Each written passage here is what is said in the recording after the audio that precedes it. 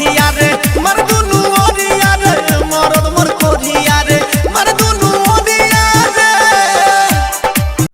तो भाई लोग लंठगिरी स्टार्ट कैले से पहले बस एगो निहुरा बा कि अपन कैरेक्टर बचावल चाहता रह लोग तो कनवा में ईयरफोन पेल लोग, काहे कि अगर ईयरफोन नहीं पेलवा लोग तो हो सकता तुम लोगन के कैरेक्टर पर ये वीडियो हानि पहुंचा सकता। तो आवा लोग वीडियो के शुरू करे चलतनी बस। तो भाई लोग जैसे इतना दिन इंतज़ार कैला लोग, कुछ दिन और इंतज़ार कर लोग कि ऐसा 2-4 गो झांटू सिंगर गाना गावे लगे सा, 2-4 गो बाना सा अंधरा धुंधरा कि गाना ये ट्रैक पर गई सा कि सामान बावे करिया भातार मावे गणिया। तो ये गणिया और जौन जितना भी प्राइवेट लड़वा और जितना भी प्राइवेट शब्द बा ओकर यूज होखे वाला बा, काहे कि ये सब जबले यूज नहीं करिया सा तबले इन्हन के दिल के सुकून नहीं मिली।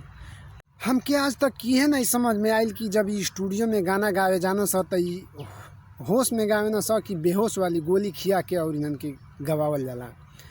भतार बावे कुढ़िया मारत दुनो ओरिया, अरे सीधा सीधा खुल के गाओ ना कि भता सामान भइल करिया आ मारत रोज गणिया।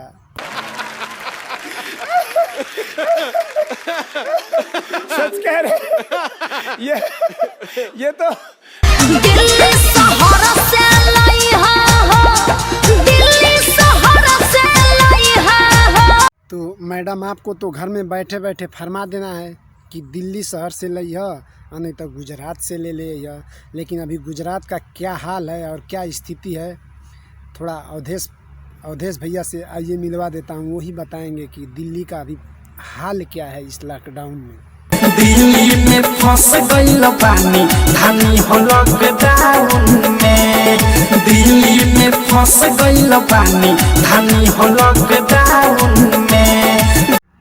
अगर चाहत अला कि तुहार मेहरारू तो से प्यार करे दुलार करे तो तू दिल्ली में फंसा चाहे जाके हैदराबाद में फंसा, लेकिन अगर तू अपने मेहरारू का फरमाइश पूरा नहीं कैल तो पक्का बा पड़ोसी के लगे जाई तो का मांगत पिया ओकर सुन ल आ ओकर डिमांड पूरा कर।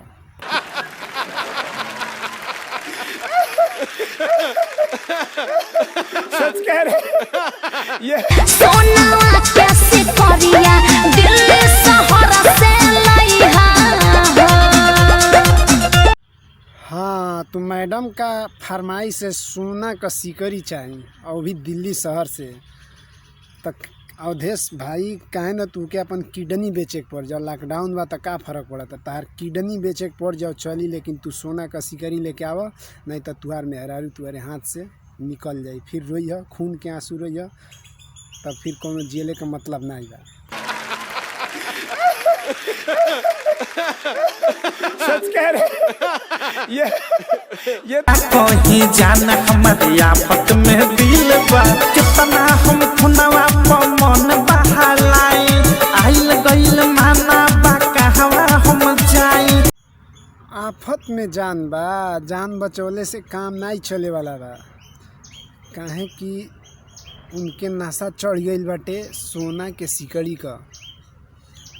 तब बाबू भैया हो सिकड़िया नहीं देव तो मेहररुआ से हथवा धोवा जाई, काहे कि वाल रेडी के उसे बात कब भइल बिया कि अगर तू हमके सोना का सिकड़ी दे देव तो अवधेशवा में का बा, उ तो जाके लॉकडाउन में दिल्ली में फंसल बा, तो तू सोना का सिकड़ी दे द आ हम तुहरिए साथे रह जा, तो तू ओनिए रह जेब, मेहरारू एने अपन लॉकडाउन में सोना का सिकड़ी पर बेचा जाई।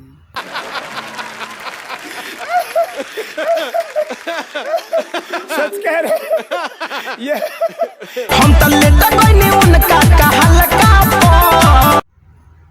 तू लेटबा नहीं तो तारे गणिया माथवा डाल के लेटा दिहल जाइए, ठीक बा। तो लेट गईला तो बहुत अच्छा बात बा, खुश रखले बाड़ा तब बढ़िया बात बा ना, कहले पर लेट गईला तो अब का दिक्कत बा, परेशानी कह।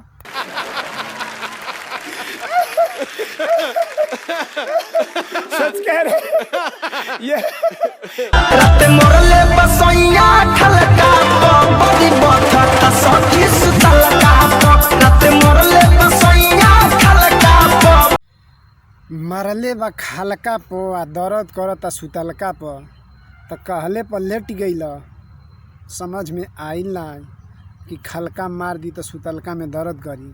तो ठीक बा, अब लेटिया मत, ठीक बा, निहुर के मरवा लिया ऊँचका पर आ सुतले में दर्द नहीं करी, एकदम दिल खुश हो जाई। नखड़ा मत कर ढेर, हल्दी भांग छपवा ला जाके।